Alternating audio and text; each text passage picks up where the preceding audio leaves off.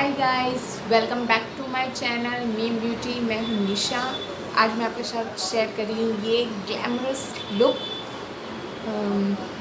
With blue smoky eyes and some touch of glitters. So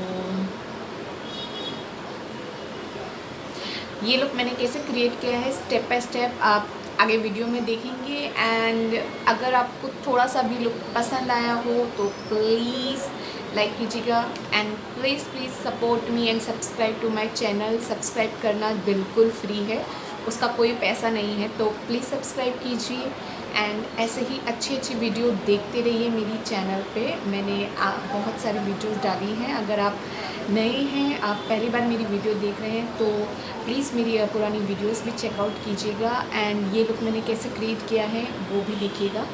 and एक वीडियो बनाने में यार बहुत टाइम लगता है, सीरियसली मुझे 3 घंटा तो उसे शूट करने में लगता है और एडिटिंग एंड ऑल।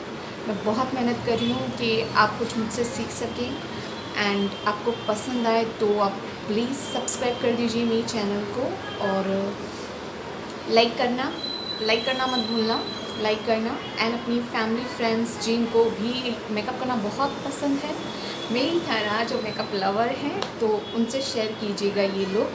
एंड बस मैंने ये कैसा किया है पूरा डिटेल में आगे वीडियो में देख लेंगे। बस यही है कि आप नए हो तो सब्सक्राइब कर लीजिए, और अगर मेरे सब्सक्राइबर पहले से हैं तो वीडियो देखिए एंड लाइक कीजिए।